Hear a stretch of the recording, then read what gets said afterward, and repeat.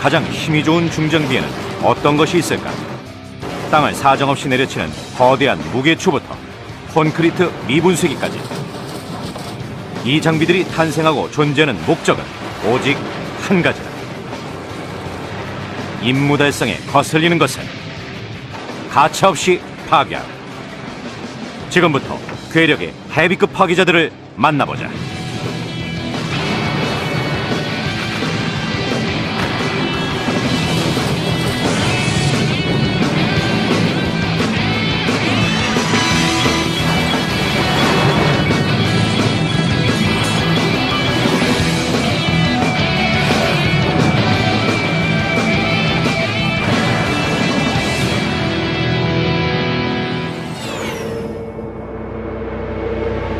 미국 매사추세츠주 폴리버, 거대한 중장비 하나가 철거될 건물과의 담판을 준비한다. 레킹볼을 이용하면 건물을 쉽게 쓰러뜨릴 수 있지만 먼지와 잔해가 많이 생겨 현장은 엉망이 된다. 그리하여 등장한 것이 중장비계 헤비급 전사, 콘크리트 미분쇄기다. 7톤짜리 집게턱은 콘크리트와 바위, 파이프를 씹어버린다. 미분쇄기는 114톤짜리 철거용 굴착기에 부착됐다. 연결 프레임의 길이는 무려 13m에 달한다. 4층 높이 건물의 지붕까지 가볍게 뜯어버릴 수 있을 정도다.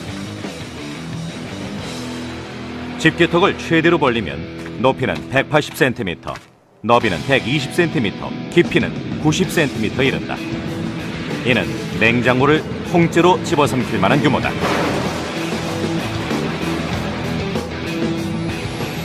느린 화면으로 확인해보자. 미분쇄기의 강력한 공격에 냉장고가 맥없이 으스러지는 것을 볼 수 있다.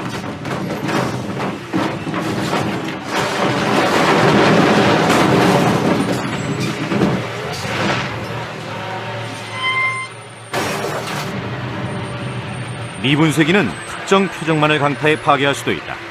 오늘 미분쇄기가 단판을 벌일 장소는 매사추세츠주 남부의 작은 마을이다.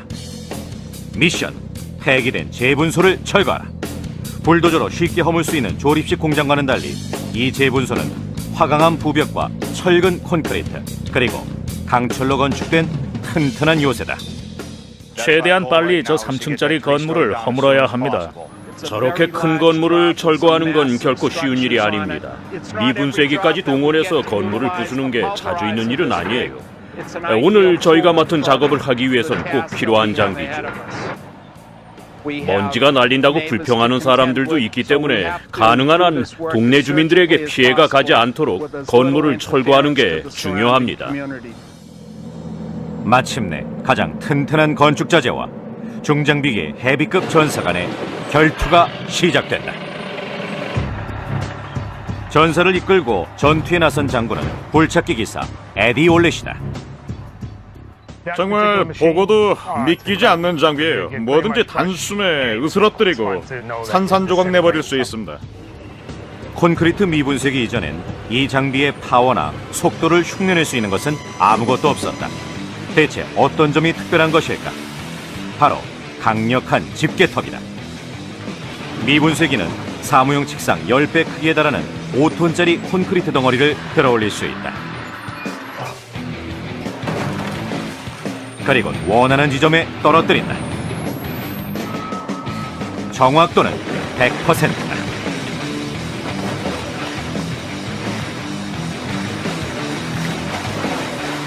미분쇄기는 두꺼운 콘크리트 벽을 부숴 커다란 운반차에 옮겨 담는 일을 담당하고 있습니다. 1제곱센티미터당 약 8톤의 무게로 짓이기는 앞니의 강력한 펀치력. 이는 대형 육식공룡이 발휘하는 턱 힘의 2배를 넘는다. 턱에는 이빨들이 수직으로 줄지어 있다. 위쪽은 톱니가 4줄, 아래쪽은 5줄이다.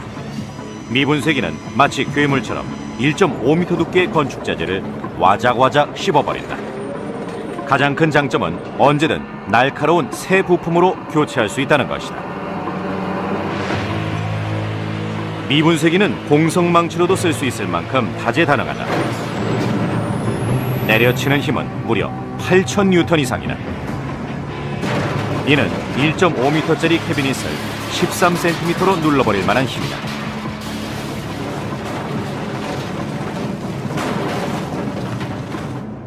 하지만 에너지를 보충해주지 않으면 힘을 발휘할 수 없다. 그 강력한 힘의 배후는 6기통 터보 디젤 엔진으로 무려 688마력이다. 엔초 페라리보다 힘이 더 좋은 엔진이다. 하지만 그만큼 위험한 장비이기도 하다. 미국에서만 매년 40명 이상이 굴착기 사고로 목숨을 잃는다. 가장 많은 사고 원인은 추돌 사고다. 장비가 워낙 커서 시야 확보에 한계가 있습니다. 작업할 때나 방향을 틀 때 조심해야 하죠. 누군가는 그 밑에 있을 수도 있으니까요. 언제 무슨 일이 일어날지 몰라 늘 신경 써야 합니다.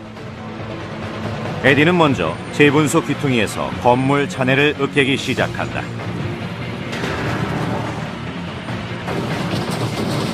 콘크리트 미분쇄기는 건물의 목재틀과 콘크리트 바닥을 쉽게 부순다. 하지만 훨씬 더 막강한 적수가 등장했다. 화강암이다. 화강암의 주성분은 석영과 장석으로 이 둘은 지구상에서 가장 단단한 광물로 손꼽힌다. 화강암이 얼마나 단단한지 알아보기 위해 9mm 구경의 총으로 화강암을 쏴보기로 했다. 총탄은 1초에 850m를 날아가며 1360N의 힘으로 표적을 강타한다.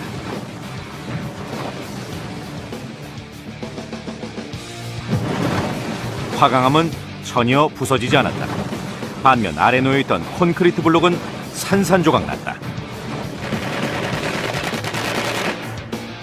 8번 명중했지만 화강암엔 금조차 가지 않았다. 하지만 200톤의 하중을 가해 짓누르면 화강암 덩어리도 부서져 버린다. 이 정도의 괴력을 발휘할 수 있도록 미분쇄기는 7가지 열 처리강을 이용해 제작됐다. 미분쇄기에 사용된 강철은 미군 주력 전차의 자체보다 더 두껍고 단단합니다. 콘크리트 미분쇄기에 비하면 무쇄기둥, 목재 대들보, 그리고 강철봉에 사용된 철근 콘크리트는 그저 오합지졸에 지나지 않는다. 미분쇄기는 단단한 화강암도 씹어버렸다. 하지만 이번 상대는 벽이다. 정면 벽을 허물 차례인데요. 두께 90cm 정도의 튼튼한 콘크리트 벽이에요. 먼저 벽을 물어뜯어 커다란 덩어리로 찢어놔야 한다. 하지만 집게턱이 너무 좁아 벽을 통째로 물 수 없다. 미분쇄기는 힘은 아주 좋지만 너비는 부족한 감이 있습니다. 기둥 한두 개 정도는 허물 수 있지만 그 정도로는 충분치 않거든요. 작업 중에 위험한 상황이 발생할 수도 있다. 건물이 허물어지면서 벽이 내부 방향으로 붕괴되면 장비를 조종하는 기사가 밑에 깔려버릴 수도 있다. 에디가 건물 가까이에 점점 다가가니까 걱정이 되더군요. 건물 바로 밑에서 작업을 하면 장비 기사가 부상을 당할 수도 있거든요. 간단하지만 효과적인 해결책을 찾았다. I자형 강철빔을 잡아 집게턱의 표면적을 넓힌 것이다. 미분쇄기는 4.5m 너비의 공성망치로 변신했다. 마침내 미분쇄기가 실력을 발휘해 벽을 허물기 시작했다.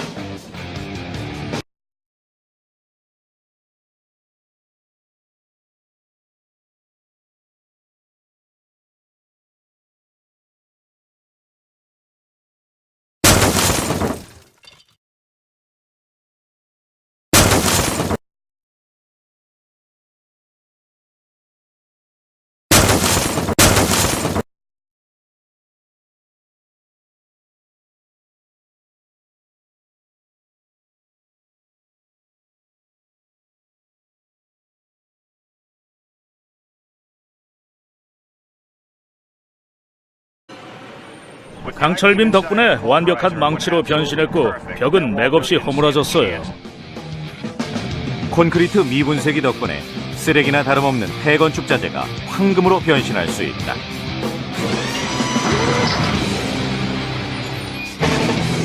미분쇄기가 임무를 수행하는 동안 펜실베이니아주 필라델피아에서는 거대한 무게추가 땅을 내려치고 있다. 무게추가 집안에 떨어질 때의 힘은 무려 5만 뉴턴 이상이다. 수천 톤에 달하는 건물을 세우려면 건물이 들어설 지반이 단단해야 한다. 그렇지 않으면 건물이 무너지는 참사가 일어날 수 있다. 엔지니어들은 토지를 단단하게 고르고 다지는 장비를 고심했고 마침내 지상 공격 전담 장비가 출시됐다. 바로 파운더다. 미션: 동다짐 공법으로 지반을 다져라. 사용될 장비는 18톤짜리 강철 무게추. 원리는 단순하다. 파운더를 6층 높이까지 들어올린 다음 떨어뜨린다. 결과는 경이롭다. 파운더는 토양의 밀도와 견고성을 높여 건물의 무게를 지지할 정도의 토대를 만든다. 파운더 하나는 미 군용 차량 험비 6대를 합한 것보다 더 무겁다. 하지만 파운더를 끌어올릴 장비가 없다면 이것은 커다란 종이 누르기에 지나지 않는다. 파운더의 파트너는 165톤짜리 크롤러 크레인이다. 오늘 이 환상의 복식조가 천지를 뒤흔들 것이다. 7,000제곱미터 넓이의 토양을 다져 거대한 창고가 들어설 토대를 만드는 것이다. 이곳은 옛날부터 있었던 쓰레기 매립지인데요. 여기에 약 5만 제곱미터 규모의 창고가 들어선다고 해요. 그러려면 동다짐 공법으로 지반을 다져야 합니다. 오늘 작업을 성공적으로 해내기 위해 크레인 2대가 동원됐다. 하지만 18m 높이에서 파운더를 떨어뜨리려면 장비기사의 담력과 완벽한 타이밍이 필요하다. 아주 긴장되는 순간이죠. 무게추는 자유낙하를 해요. 무게추가 땅에 떨어지자마자 체인을 들어 올려야 합니다. 만약 그때 브레이크를 걸지 않으면 엄청난 대가를 치르죠. 케이블은 물론 크레인도 파손돼요. 실수는 절대 용납될 수 없죠.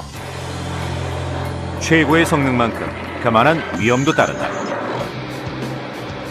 파운더의 강력한 파워를 알아보기 위해 익숙한 몇몇 물건을 이용해 간단한 실험을 해봤다. 먼저 22인치 텔레비전이다. 이 실험에서 파운더의 조력자는 중력이다. 장비기사는 15m 상공에서 표적을 조준한다.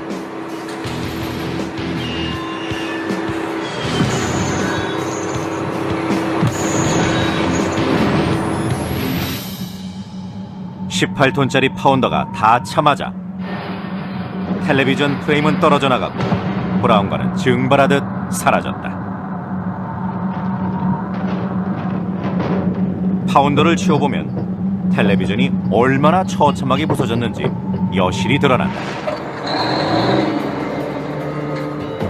18m 상공에서 표적을 정확히 조준하는 것도 중요하지만 파운더의 핵심 위력은 강력한 힘이다. 파운더에 가공할 만한 위력을 보여주기 위해 두 번째 표적을 준비했다.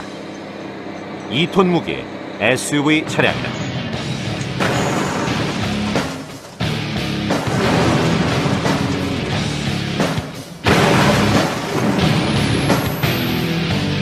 (300만) 뉴턴의 힘이 가해지자 자동차 지붕은 찌그러지고 구조용 뼈대는 마치 나뭇가지처럼 힘없이 부러져 버린다.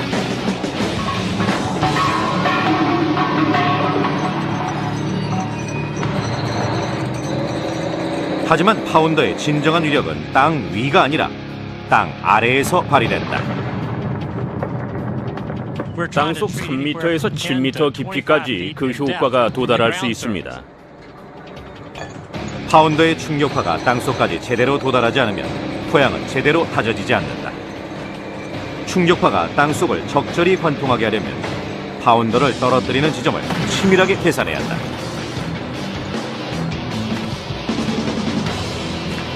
컴퓨터 분석을 통해 파운더를 떨어뜨릴 지점을 미리 결정한다. 파운더를 떨어뜨릴 때마다 충격파는 주변으로 뻗어나가고 전체 영향력은 배가 된다.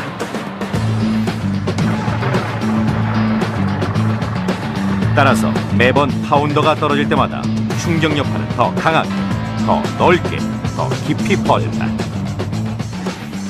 깃발은 무게추를 떨어뜨릴 곳을 표시한 겁니다. 지금부터 쇼가 시작된다. 동다짐 공법 시 충격파의 위력은 어마어마하다. 주변 건물에까지 그 진동이 전해질 정도다. 지진파는 지표면을 따라 이동한다.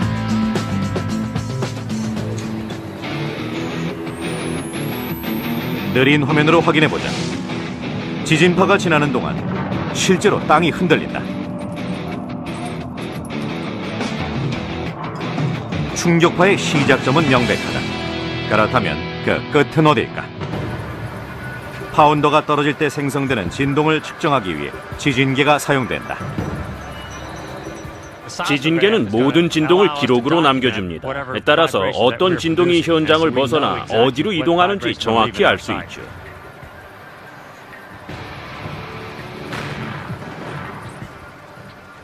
이 작업을 할 땐 주변의 중요한 건물이나 구조물에 해가 되지 않도록 해야 합니다.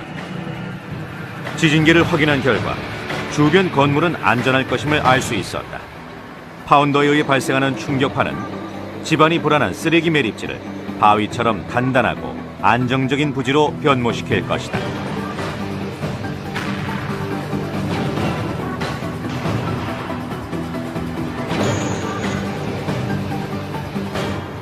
실제로 토양은 훨씬 더 단단하게 다져졌다. 거침없이 땅을 내려치는 맹공격은 온종일 계속됐다. 동다짐 공법에 사용된 파운더는 자신의 위력을 증명했고 창고 건설을 위한 기반을 닦았다.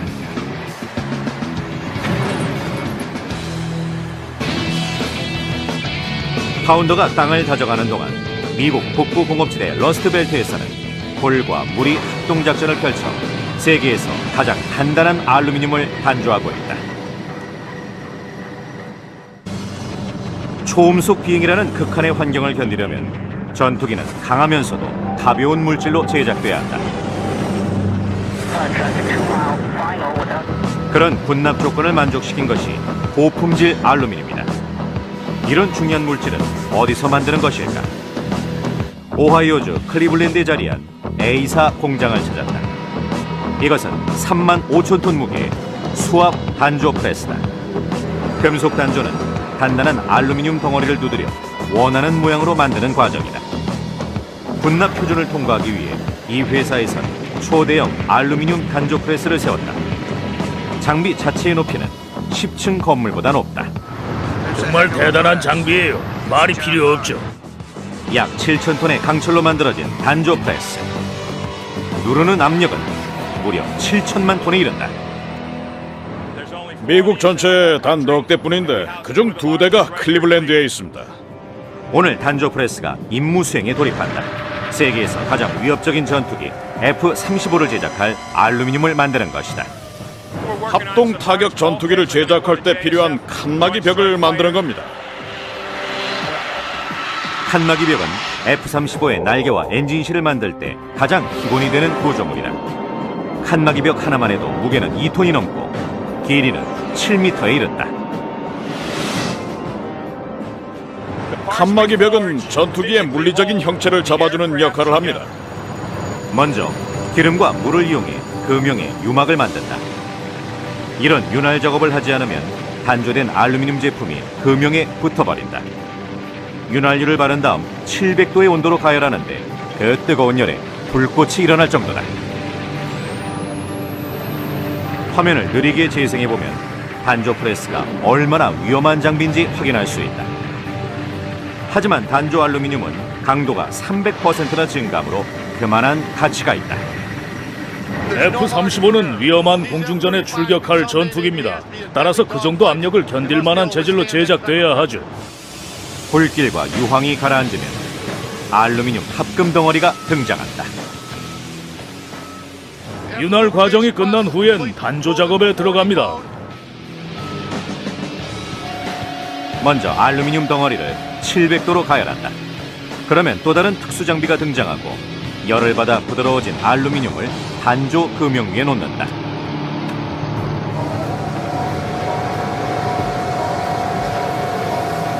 단조 프레스는 3,000톤의 힘을 가할 수 있지만 상대 역시 만만치 않다. 군사용으로 쓰일 만큼 단단한 합금과 맞서야 하는 것이다. 이 알루미늄 합금 덩어리의 강도를 시험하고자 뾰족한 강철로 내리쳐 봤다. 구리, 마그네슘, 그리고 아연이 첨가된 고강도 알루미늄 합금은 2000N의 힘으로 내리쳤음에도 흠집조차 나지 않았다. 저희가 개발한 알루미늄 합금은 아주 강하고 또 아주 가볍습니다. 강철로 비행기를 만드는 건 엄청난 에너지가 소비되죠. 단조 금형이 알루미늄 덩어리 쪽으로 내려오자 금형의 형태가 분명하게 드러난다. 이러한 음각 무늬는 비행기 칸막이 벽 자체에 복잡한 윤곽이 됐다. 금형이 아래로 누르면 이 독특한 문양이 알루미늄 합금에 직접 새겨진다. 35톤의 힘이 발휘된 결과다. 이 강력한 힘은 세상에서 가장 기본적인 물질에서 시작됐다. 물이다. 두 개의 물탱크에는 약 20만 리터의 물이 저장돼 있다. 저 물탱크에 물을 빼내면 수영장 2개는 채울 수 있을 겁니다. 단조 프레스의 강력한 힘은 물을 이용한 것이다. 펌프는 1제곱센티미터당 300kg의 압력을 가하고 1분에 600리터의 물을 내보낸다. 이를 통해 고압액의 효과가 만들어진다. 알루미늄 단조 프레스의 경우 1제곱센티미터당 300kg이었던 압력은 약 500만 톤으로 증가한다. 미국의 단조 프레스 기술은 군사 스파이 활동 덕을 톡톡히 봤다. 2차 세계대전 중 미군은 추락한 나치 항공기에서 고강도 알루미늄을 발견했다. 이는 독일이 세계 최대의 단조 프레스를 보유하고 있다는 증거였다. 전쟁이 끝나자 미국은 단조 기술을 훔쳤고 그것을 발판 삼아 기술을 발전시켰다. 장비 기사가 단조 시스템에 전압력을 가하면서 금속 단조가 시작된다. 단조 과정의 세부적인 사항을 정확하게 지켜 기계를 작동시키는 것이 중요합니다. 시간, 무게, 속도 등을 주시해야 하죠. 단조 과정에서 조금만 편차가 생겨도 이는 초음속 비행의 실패와 치명적인 사고를 불러올 수 있다. 특정 부품에 오류가 생기면 전투기는 추락하죠. 장비 기사는 끊임없이 금형의 하강 속도를 조정한다. 30초 동안의 단조 후 하강 속도를 줄였다. 이런 조정 덕분에 프레스의 압력은 다시 증가했다.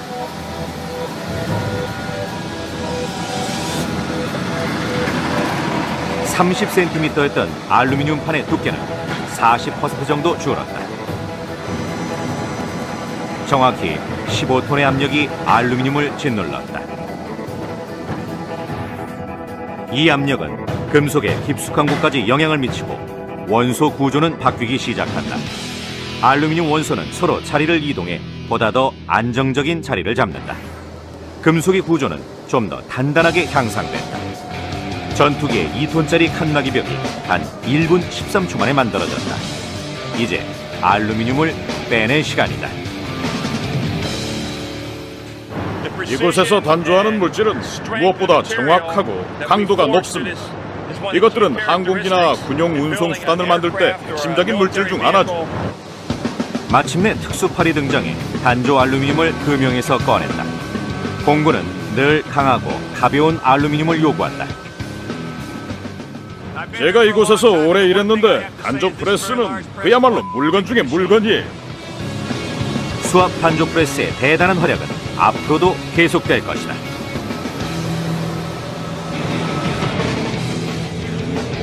단조 프레스가 알루미늄을 짓누르는 동안 뉴저지주에서는 35톤짜리 노면 절단기가 143제곱미터 규모의 바위를 자르고 있다. 미국 천여 개의 도로를 닦으려면 잘게 부서진 돌이 필요하다. 그것도 아주 많이. 그 많은 돌이 생산되는 곳은 재밌게도 산림이 많기로 유명한 뉴저지주다. T1100 노면 절단기를 만나보자. 길이 10m, 높이 4m, 너비 2.5m. 그리고 무게는 35톤으로 군용 탱크보다 1.5톤이 더 나간다. 4톤짜리 강철 절삭바퀴의 지름은 무려 3.6m에 이른다. 노면 절단기가 상대할 적수는 북미 지역에서 제일 단단한 바위, 프랩이다. 중장비 기사가 노면 절단기를 이끌고 전장에 나갈 준비를 한다. 오늘 맡은 일은 트랩을 자르는 힘든 일입니다. 용암이 굳어 만들어진 1.5km에 이르는 단단한 바위층을 오늘 내에 잘라야 한다. 370톤에 이르는 어마어마한 양이다. 드디어 노면 절단기가 작동된다.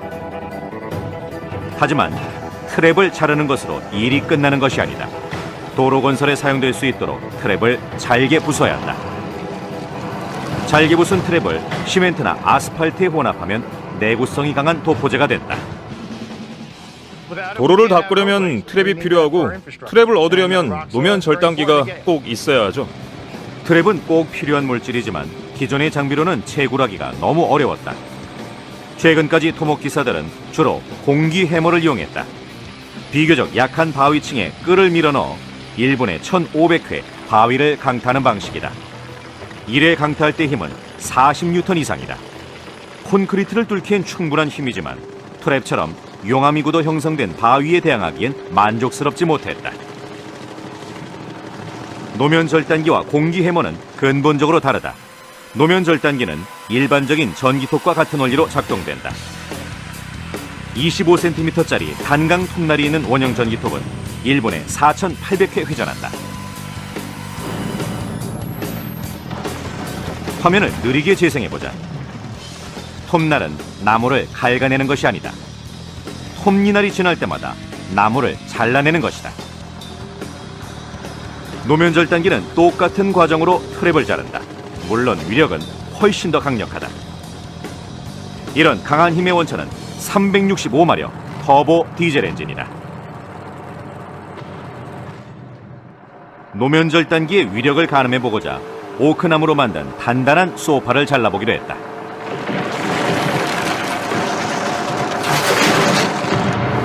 소파를 삼키는 데 걸린 시간은 단 4초. 비디오를 느리게 재생해보면 거대한 톱날이 아래로 떨어지면서 18,000N의 힘으로 소파를 관통해 산산조각 내버린다. 노면 절단기의 유일한 목표는 단 하나. 강력한 힘을 발휘하는 것이다. 작업을 반 정도 마쳤지만 트랩은 역시나 아주 막강한 적수다. 작업기사는 노면 절단기의 파워를 최대치로 올렸다. 평범한 톱으로 트랩을 자르려고 하면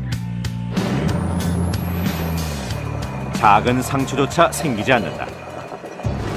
하지만 단단하다는 것 외에 트랩의 특징은 또 하나 있다. 절단하기 어려운 매우 독특한 구조란 점이다. 트랩 안쪽 깊은 곳에는 작은 구멍들이 있는데 이 구멍이 톱이 가하는 충격을 흡수하는 역할을 하므로 트랩을 자르기가 더욱 어려운 것이다. 하지만 노면 절단기는 가공할 만한 힘과 첨단 기술이 집약된 단단한 톱니를 갖고 있다. 절삭 바퀴에는 100개 이상의 톱니가 있는데 각각의 톱니는 5cm 길이의 끌 역할을 한다. 톱니 자루는 경화강이며 실제로 트랩을 부수는 것은 톱니 끝부분이다. 톱니 끝의 재질은 무적의 합금이라 불리는 탄화 텅스텐이다. 이것은 인류가 개발한 가장 단단한 물질 중 하나다. 그럼 탄화 텅스텐의 구성 물질은 무엇일까? 그것은 주요 산업기밀로 보호되고 있다. 노면 절단기는 정말 불가능할 것 같은 표면도 절단해냅니다. 노면 절단기의 정확도를 알아보기 위해 단단한 콘크리트 벽을 일직선으로 잘라낼 수 있는지 시험해봤다.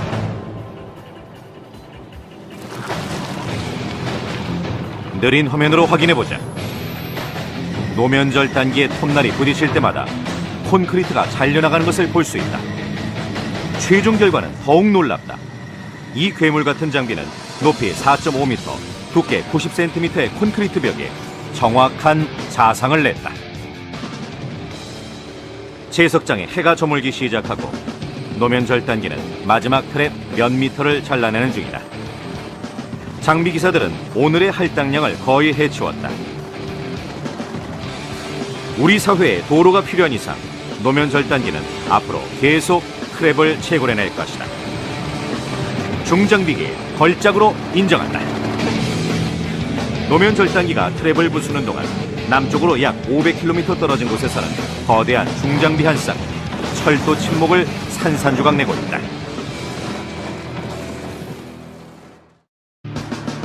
세계 에너지 사용량이 급증하는 지금 필요 없는 철도 침목과 전신주를 태워 전기로 재생산할 수 있다면 더없이 좋은 일이다. 펜실베이니아주 플리트우드에 자리한 제재소. 이곳에 에너지 자원이 가득 쌓여 있다. 이 나무들을 잘게 갈아줄 거대한 환상의 복식조는 우드호그와 톱밥 제조기다. 먼저 우드호그를 만나보자. 무게가 45톤에 이르는 이 헤비급 선수는 거대한 전신주와 철도 침목을 잘라 작은 나무 조각으로 만들어준다. 우드호그의 파트너 톱밥 제조기는 나무 조각들을 더 부드럽게 다진다. 톱밥 제조기 무게는 약 50톤으로 4.5m 높이의 분쇄통엔 14세제곱미터의 나무가 들어간다. 세상에 나와 있는 중장비들 중에 가장 괴물 같은 녀석들이죠. 우드호그와 톱밥 제조기는 협공의 괴력을 발휘한다. 나무는 적수가 되지 못한다. 우드호그와 톱밥 제조기는 날이 저물기 전까지 중요한 임무를 완수해야 한다. 15톤에 이르는 전신주와 철도 침목을 잘게 갈아 펄프 13톤을 만들어내는 일이다. 우드호그와 톱밥 제조기가 투입되기 전에는 그야말로 불가능한 일이었다. 그 전의 인부들은 주변에서 흔히 볼 수 있는 작은 목재 파쇄기를 이용했다. 하지만 이렇게 작은 기계로는 나무 크기의 10배에 달하는 철도 침목을 자를 수 없었다. 우드호그에 비하면 길거리의 작은 목재 파쇄기는 장난감이나 마찬가지다. 작은 목재 파쇄기는 우드호그의 경쟁 상대가 못 됩니다. 우드호그에 철도 침목과 전신주를 넣으면 작업이 시작된다. 수력 발전에 의해 움직이는 쇠줄에 걸려든 나무는 뾰족한 철심이 박힌 입속으로 붙잡혀 들어간다. 전신주 하나는 360kg 정도예요. 그런 걸 한 번에 4-5개씩 갈아버리죠. 빵! 초고속 카메라로 우드호그의 파워를 확인해보자. 우드호그는 거대한 목재 전신주 다발을 집어삼켜 잘게 씹어 뱉어낸다. 우드호그의 파괴력에 결정적인 역할을 하는 것은 입구 아래에 자리한 해머밀이다. 해머밀은 우드호그의 심장과 같다. 30개의 날카로운 탄화 텅스텐 강철 해머. 이들은 나무보다 16배 더 단단하다. 해머밀은 자르고 다지느라 시간을 낭비하지 않는다. 으깨서 뭉개버린다. 전신주에는 뾰족한 강철징과 강철판이 군데군데 있어서 평범한 절삭공구로는 대적할 수 없다. 무게 360kg, 길이 17m의 전신주 하나를 13cm 조각으로 으깨려면 엄청난 힘이 필요하다. 우드호그는 30,000cc, 1100마력 엔진의 힘을 받아 무자비하게 해머밀을 가동한다.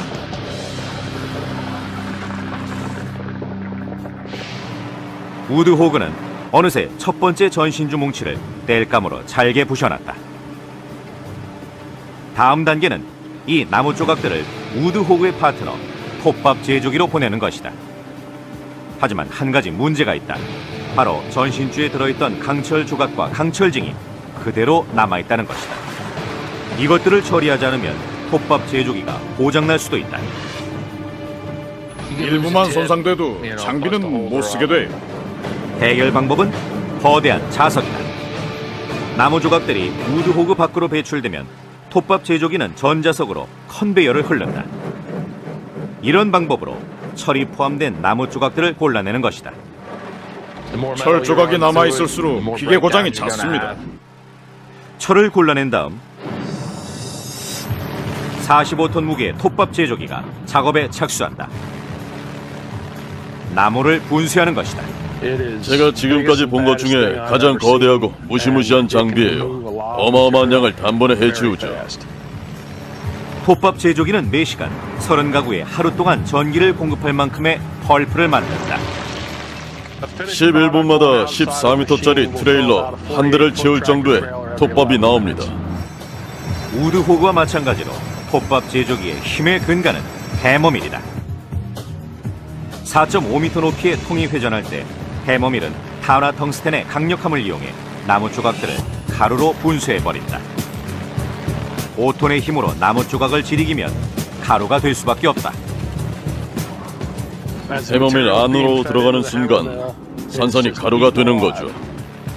톱밥 제조기가 유일하게 작동을 멈추는 순간은 장비 틈에 낀 이물질을 제거하고자 반대 방향으로 한 번 회전할 때뿐이다. 이 덕분에 사람이 직접 이물질을 제거하는 위험한 작업을 하지 않아도 된다. 우드호그와 톱밥 제조기는 오늘의 목표량을 초과 달성했다.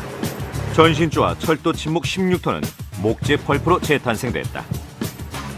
작은 도시 전체에 전력을 공급할 만큼의 양이다. 둘 다 없어서는 안 돼. 중요한 장비들이죠. 지금도 수십만 톤의 전신주와 철도 침묵은 우드호그와 톱밥 제조기를 만나 가치 있는 에너지원으로 바뀌길 기다리고 있다.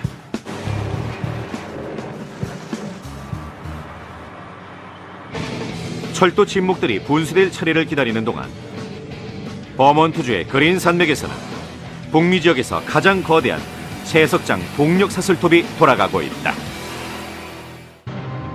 댄비 버몬트 채석장에는 매우 중요한 건축 자재가 매장돼 있다.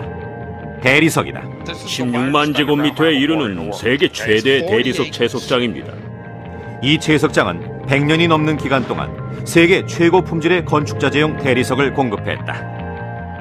미국 대법원 건물과 제퍼슨 기념관이 모두 이곳의 대리석으로 지어졌어요. 하지만 지난 10년 새 중국이 대리석 시장에 진출했다. 이 강력한 적수에 맞서 버몬트 대리석이 시장에서 살아남게 하고자 댄비 채석장은 새로운 장비를 도입했다. 채석장 동력 사슬톱을 소개한다. 갤러리 톱이라고도 불리는 채석장 동력 사슬톱은 대리석을 땅에서 직접 캐내고자 설계됐다. 절단기는 수직에서 수평으로 360도 회전해 제자리로 돌아올 수 있다. 그 결과 정확한 지수의 정육면체 대리석이 잘린다. 채석장 동력 사슬톱의 무게는 25톤으로 북미 지역에서 가장 규모가 큰 사슬톱이다. 작동하지 않을 때 높이는 3m지만 수직 프레임을 세우면 절단기는 6m 높이까지 올라간다. 모서리 작업도 문제없다. 세계 시장에서 앞서 나가기 위해 이 괴력의 중장비를 운전하는 기사들은 매일 그날의 목표량을 부여받는다. 오늘의 목표는 채석장 벽을 수평 수직으로 여러 차례 잘라 22톤 무게의 대리석 정육면체를 캐내는 것이다. 대리석은 가로 세로 높이가 274, 182, 152cm입니다. 대리석 정육면체 하나의 크기는 채석장 채굴 계획에 따라 정교하게 계산되어 결정된 것이다. 이 격자 무늬대로 잘라내면 이곳은 거대한 대리석 가게로 변신할 것이다. 우선 어떤 대리석 덩어리를 제일 먼저 잘라낼지 선택해야 한다. 괴력의 사슬톱이 대리석 벽에 닿자 이 장비의 위력이 얼마나 강력한지 여실히 드러난다. 일반 사슬톱에는 35cm짜리 절삭 사슬에 칼날이 이빨처럼 장착돼 있다. 그리고 마치 이 칼날이 끊임없이 회전하면서 나무를 자르는 것처럼 보인다. 하지만 느린 화면으로 보면 나무를 찍어서 파내고 있음을 알 수 있다. 또한 칼날이 회전하는 동안 진행 방향을 가로막는 나무 찌꺼기를 밖으로 계속 밀어낸다.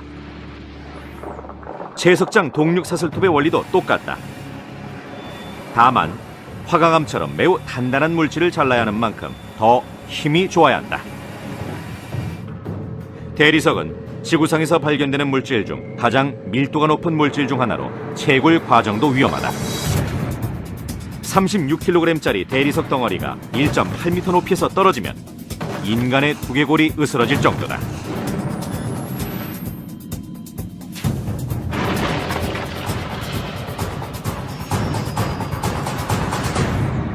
대리석의 파워를 좀 더 자세히 가늠하기 위해 대리석 덩어리에서 90m 떨어진 곳에 카메라를 설치해봤다.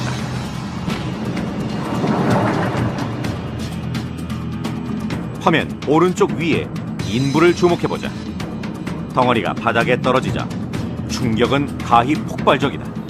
느린 화면으로 보면 미식축구 경기장 거리만큼 떨어진 곳까지 주먹만한 바위와 돌덩이가 날아온 것이 확인됐다.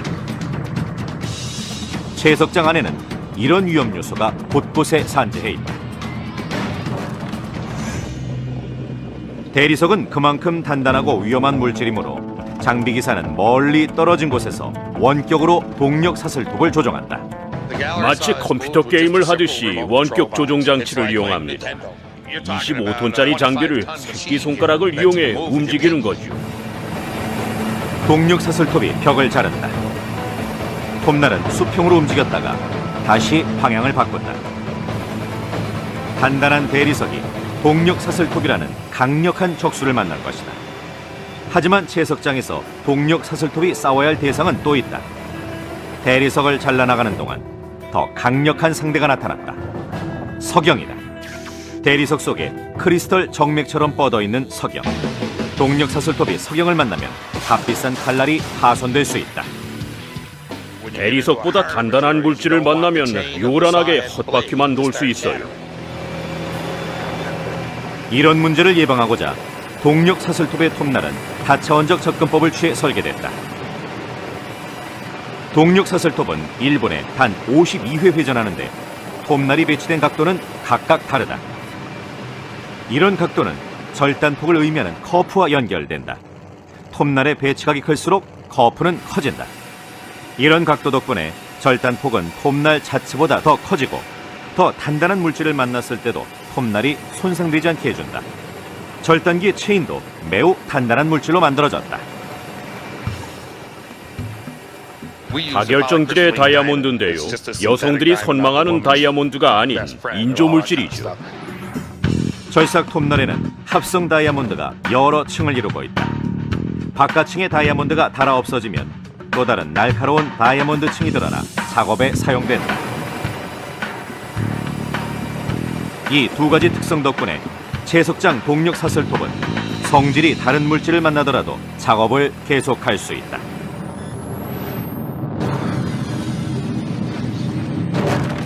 마침내 절단이 완료됐다. 지게차가 대리석을 드러내기 시작한다. 이 최상급 대리석은 가공되어 전 세계로 수출될 것이다. 이 장비는 정말 무시무시한 도구예요. 강력한 힘과 민첩한 대응 능력을 지닌 중장비 덕분에 어려운 공사를 안전하게 수행하고 인력으로 불가능한 대형 공사가 가능해지는 것은 아닌가.